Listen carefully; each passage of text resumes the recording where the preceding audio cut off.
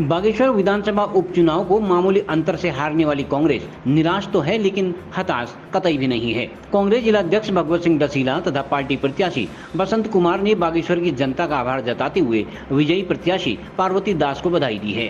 कांग्रेस का कहना है कि यदि सरकार व प्रशासन का दुरुपयोग नहीं किया गया होता तो परिणाम कुछ और होता।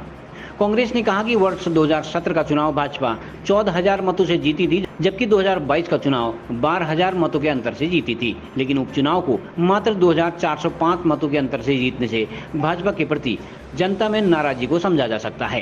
कांग्रेस प्रत्याशी ने कहा कि यदि उनके कार्यकर्ताओं व समर्थकों को प्रचार से रोका नहीं गया होता तो कांग्रेस चुनाव जीत गई होती, लेकिन कांग्रेस आने वाले चुनाव को और अधिक मजबूती के साथ लड़ेगी तथा जनता के मुद्दों को मुखरता के साथ उठाती रहेगी।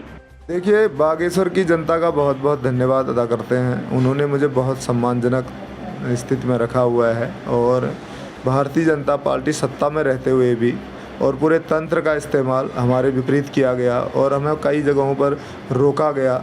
अगर ये आम चुनाव होता तो शायद ये परिणाम जो है हमारे पक्ष में भी होता और बहुत अच्छे अंतर से हम जीत भी रहे होते, लेकिन इस समय ये परिस्थितियाँ नहीं थी, क्योंकि हमारा देखा आपने गिना चुना हमारे पास प्रचार प्रसार के लिए पैसा बचा हुआ था। गाड़ियों का पेमेंट करना था, 1,83,000 रुपये हमारे कार्यकर्ताओं से, 50,000 रुपये उसमें हमारा था, बाकी कार्यकर्ताओं के जेब का पैसा उसमें इकट्ठा कर दिया गया। वो 50,000 रुपये लेके जो अलाउंस वाली गाड़ी थी उसको देने के लिए जा रहे थे, तो उन्होंने प्रशासन ने उसको रोक लिया। वो बड़ा हमको उस दिन बुरा लगा, अभी भी पैसा उन्हीं के पास पड़ा होगा। इस तरीके से हर जगह पर जो है साधन विहीन बनाने की, ऑब्स्ट्रक्ट करने की, रोकने की कोशिश की गई। उसके बावजूद जो है बागेश्वर की जनता ने इस चीज़ को समझा और एक बहुत मामूली अंतर से हम चुनाव हारे हैं।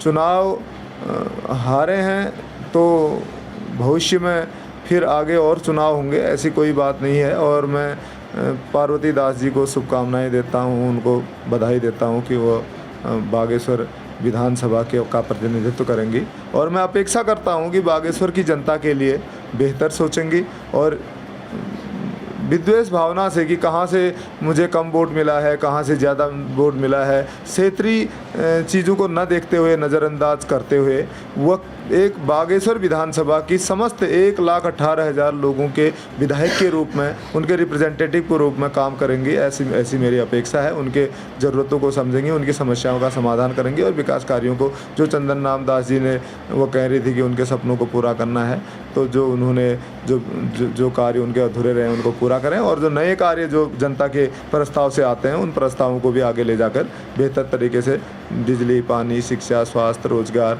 और क्या कहते हैं रोड इत्यादि, सड़क और अस्पताल की समस्याओं का समाधान करेंगे। ऐसा मैं अपेक्षा रखता हूँ। इस बात की उनको धन्यवाद देता हूँ। और दूसरा, जनता का जो मैंडेट है वो सर आँखों पर है। तीसरा चुनाव हार चुका हूँ, लेकिन खुश हूँ, क्योंकि सत्ता में पहुंचकर कोई प्रलोभन या फिर ऐसा कोई उद्देश्य नहीं था कि मैं सत्ता में पहुंचकर उसका कोई दुरुपयोग करता या फिर मैं वहां से कोई धन कमाने के उद्देश्य से या दूसरे सेवा के उद्देश्य से गया था। 31,000 लोगों ने मुझे वोट किया है। उनका विधानसभा में रिप्रेजेंटेटिव के रूप में मैं नहीं पहुंच पाया क्योंकि मेरे अंक थोड़ा कम रह गए। मैं उनको भी कहना चाहता हूं सभी को कि आप सभी लोगों का बहुत बहुत धन्यवाद है और जिन लोगों का दिल मैं नहीं जीत पाया मैं उनसे भी माफ़ी चाहता हूं। आपका दिल नहीं जीत पाया, मैं फिर से कोशिश करूंगा कि आपके दिलों में अपनी जगह बना सकूं। और स्वाभाविक बात है, आप समझते हैं ये उपचुनाव था और उपचुनाव में सरकार से ही आदमी लड़ रहा होता है जो विपक्ष में होता है, क्योंकि विपक्ष और सत्ता की एक लड़ाई होती है। हाँ, उस लड़ाई में जो सरकार अपने अपेक्षाकृत जो कर सकता था उसने भी किया होगा और हम लोग जो है इस टाइम पे एक कमज़ोर के रूप में और वो ताकतवर के रूप में लड़े। ये सब देख रहे हैं और मीडिया भी देख रही है, सभी लोग देखते हैं कि वो ताकतवर के रूप में लड़े हैं और हम कमज़ोर के रूप में लड़े हैं। उसके बावजूद हम सम्मानजनक स्थिति में रहे और कुछ ही वोटों के अंतर से जो है चुनाव आ रहे हैं। मैं ये कहना चाहता हूँ। देखिए, मैं सर्वप्रथम यहाँ की जो विधानसभा की सम्मानित जनता है, मैं उनका धन्यवाद अदा करना चाहूँगा कि उन्होंने हमारे पक्ष में एक बेहतरीन मतदान किया और कुछ नंबरों से हम लोग रह गए, लेकिन हम प्रयास करेंगे कि आने वाले चुनाव में हम इस कमियों को दूर करने का प्रयास करेंगे और मैं इसी वजह से मैं बागेश्वर विधानसभा की सम्मानित जनता का मैं धन्यवाद अदा करना चाहूँगा।